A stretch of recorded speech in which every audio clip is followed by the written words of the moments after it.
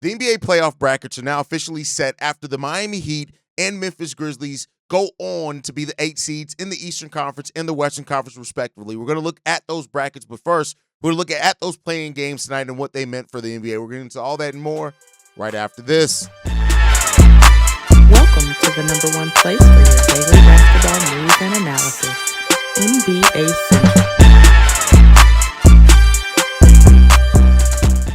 What's going on, basketball fans? Welcome to another episode of NBA Central, your number one spot for everything basketball related. I'm the host, Tyler Hayes, but more importantly, you guys can follow the channel at NBA Central Pod on every social media platform we happen to be on. With that said, let's go and get into this content for today, y'all. And these were some fun games today in the play-in. The Miami Heat become the first 10 seed in the play-in tournament to make it into the playoffs after there have been some legitimate conversations on when will a 10 seed be able to make it out that play-in tournament and get into it. And it's really fitting that it's an Eric Spoelstra-led Miami Heat team. This is after Jimmy Butler departed this team. And this game against the Atlanta Hawks was a very fun game to watch. That's really all I can say when it comes down to it. Like, Miami, it seemed like they were going to run away with this game after getting out to an 9-point lead after the first quarter. But then Atlanta tied them in the second quarter, 29-29.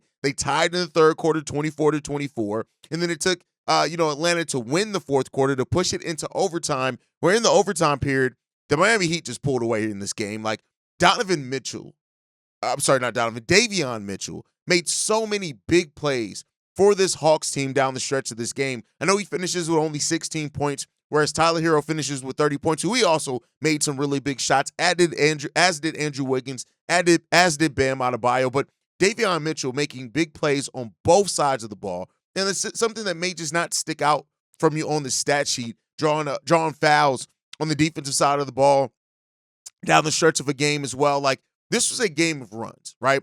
And the Atlanta Hawks, they took the lead in the fourth quarter, and it seemed like, hey, the Hawks are going to have a comeback victory here. But then no, the Miami Heat refused to let them do that. They battled back in this game, and they were able to pull this game out. And despite a big night statistically from Trae Young as well, he had 29 points, leading the Atlanta Hawks in scoring. This is a night where he hit the layup to put them into overtime, but there were times in this game where I don't know if they were hiding him defensively. I don't know what it was. I know the game against the Magic did not end the best for him, but it was just times where Trae just almost disappeared for the Atlanta Hawks. But overall, outside of that, man, this after the game, Trae talked about being disappointed and say that not making the playoffs is a failure for him. And that, of course, raises some questions about what the future of the Atlanta Hawks are going to do, right? There have been some people, myself here included, that have talked about the potential of the Atlanta Hawks moving on from Trae Young and going in a different direction with their roster to really get some assets back, continue building young. But, I mean, it's not like Trae has not fit in with the young players as well, right? So you can see them really hoping maybe they make a couple of key changes to this team, something like that, and they feel like they can compete in a weaker Eastern Conference next season or something like that. So we'll see what happens there. But this is no doubt a disappointing result by the Atlanta Hawks. The number one overall pick, Zachary Richeshaire, was basically completely unplayable in this game. He ends up only playing 16 minutes of this game. He goes 1 of 11 from the field, 0 of 7 from three-point range. He finishes with 3 points, 2 steals in this game. It was not a good showing for him. Now, it happens, right? Learning how to play in a postseason and being a key part of a team in those type of scenarios in your first year in the league can be very difficult. Of course, some people absolutely shine in that, and it is what it is there. But overall, the Atlanta Hawks, they don't move on. The Miami Heat are going to move on to face off against the Cleveland Cavaliers. We'll talk a little bit about that up next. Then you have the Dallas Mavericks and Memphis Grizzlies game, and this was an extremely fun game in this one. The Memphis Grizzlies get out to a huge lead early on, a 15-point lead in the first quarter of this game. They then start off with the second quarter with another big run that is eventually answered by the Dallas Mavericks. And overall, they end up winning this game by 14 points. Zach Edey, talked about a rookie in Richeshaire who was basically unplayable in that game. He's on the court in key minutes in this game as Zach Edey. He finishes with 15 points, 11 rebounds, 2 blocks in this game. You got Jaren Jackson Jr. with 24 points in this game. John Morant with 22 had an amazing putback dunk in this game as well. And there were some doubts around if Ja Morant was even going to play in this game. He got a shot in that ankle. You could tell he was feeling himself. It's really good there. They have 6 players to score in double figures in this game to help push them over the Dallas Mavericks. And, the Memphis Grizzlies now move forward into a matchup with the OKC Thunder that is going to be crazy to watch to see how they can come out with that one. Like I said, Jaren Jackson Jr., Ja Morant, they both have really good games in this one. Zach Edey has a big game, and, it's really good to see this Memphis Grizzlies team that has been top 10 in offense and defense for the entirety of the year, have gone from the 3 seed all the way down, right? Things like that. And, this has been a team that, despite them being top 10 in offense and defense, many people have not talked about them as being a championship contender. And them coming up against the OKC Thunder, I don't think many people are going to pick them. We'll get into, talking about the series coming up. I don't think many people are going to pick them, but, we'll see what the future holds for them. In this game, Jason Kidd has gotten some criticism. So Anthony Davis does leave this game. He's limping. It seems like he has an apparent leg injury. Has scored 40 points in this game. There was some doubt if he was even going to play in this game at the start of it. He finishes with 40 points, going 16 of 29 from the field, 9 rebounds, 2 assists, 2 steals, a block. Anthony Davis played a really good game in this one. This game came down really to me to this team was built to play with Luka. When you look at it, right? Derek Lively, Daniel Gafford, these guys being on this team, they were made to play with the ball-dominant Luka Doncic, right? And I do think that this team could have maybe even had a chance of making out the play and had Kyrie Irving not gotten hurt, right? But this is a Dallas Mavericks team that got some serious things to figure out, right? Nico Harrison decides to trade Luka Doncic, of course, at the trade deadline, which shocked the complete NBA world, right? Now you got Jason Kidd coming under blast and criticism for playing Anthony Davis and how he handled him in this. But I don't really know if you can blame Jason Kidd for that.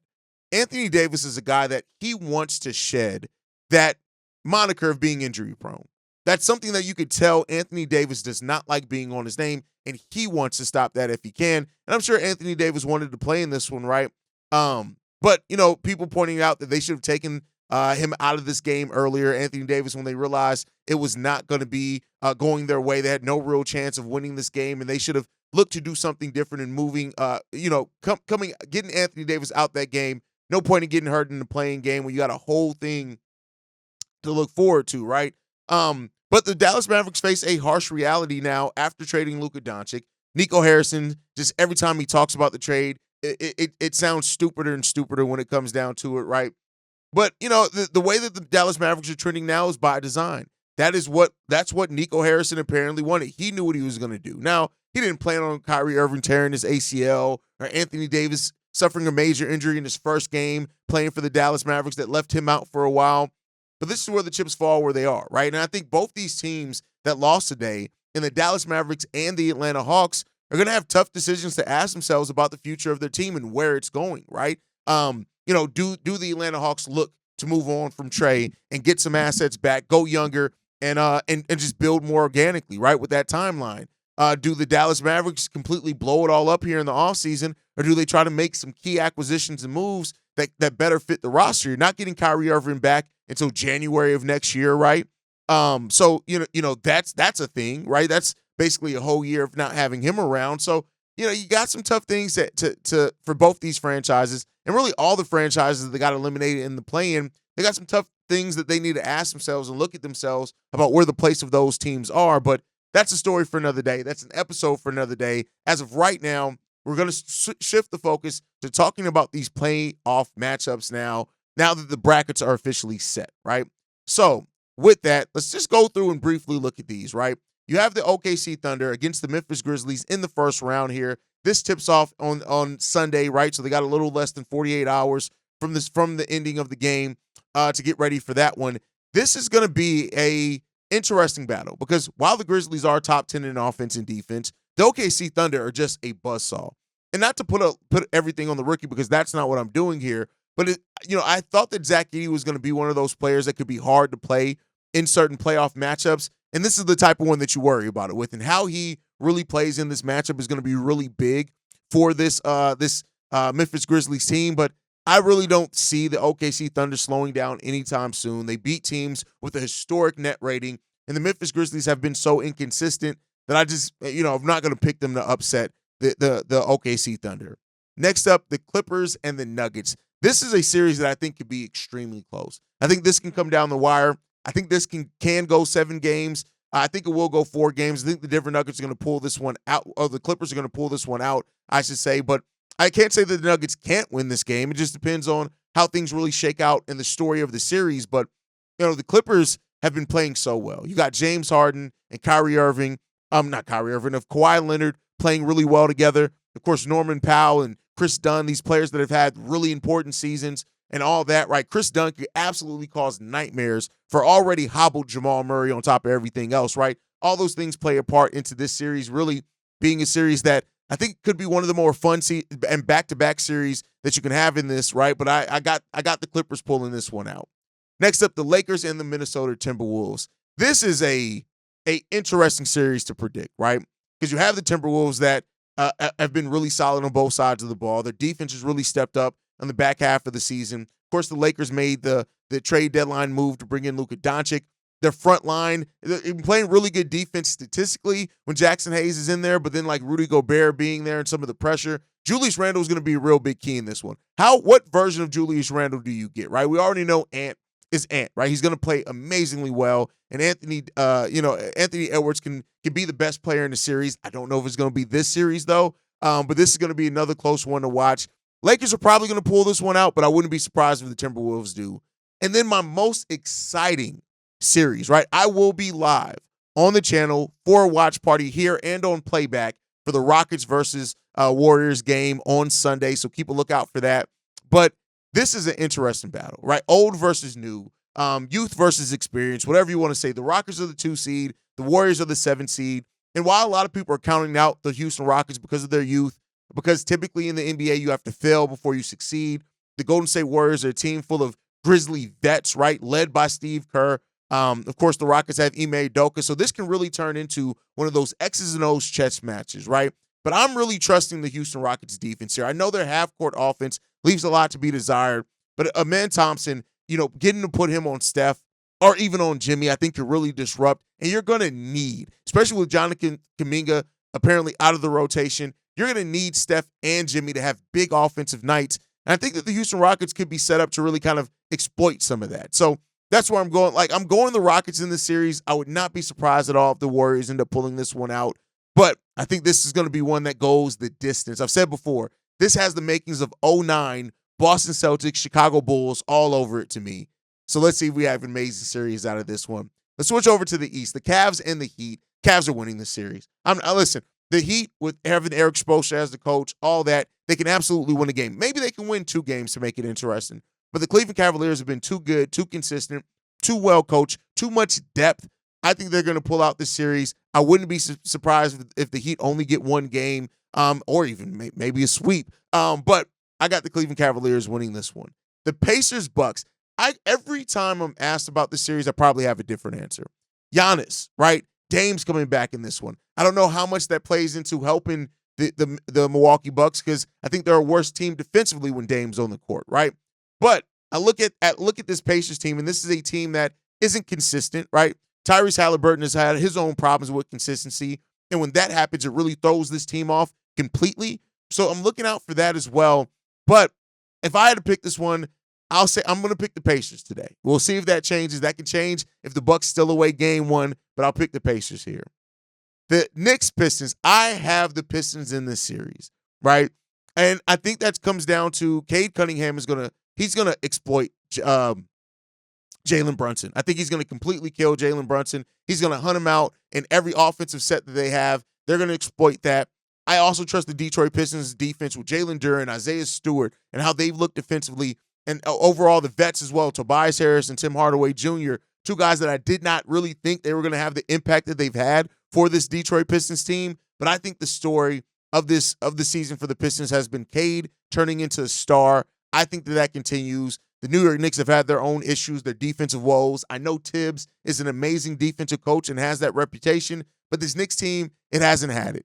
I'm going to pick the Pistons here, which could absolutely blow up in my face. And the last series, the Boston Celtics and the Orlando Magic. The Magic have played more like I expected them to play at the beginning of the season. And because of that, I want to give them a chance. But the Boston Celtics are 3 straight years of being top 5 in offense and defense, right?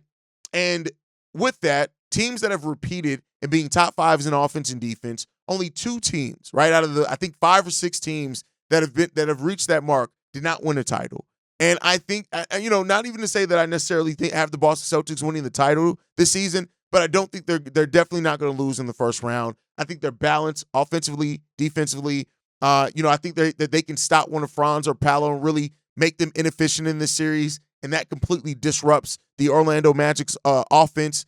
I got the Boston Celtics pulling this one out. But let me know what you guys think down below. What are your upsets you have here? Which series do you think can go 7 games? Which do you think could be sweeps? Let me know all that down below. Make sure you guys are following us at NBA Central Pod. You can send us any feedback, questions, comments, concerns, NBA Central Show at gmail.com. And then lastly, if you want to leave a text message and or voicemail for the mailbag, the number to do so, 773-270-2799. We're the number 1 spot for everything basketball related. But that's thanks to you, lovely and beautiful people. And like I like to end every episode on, I see you guys the next time I feel like making a video. It's playoffs, so probably tomorrow.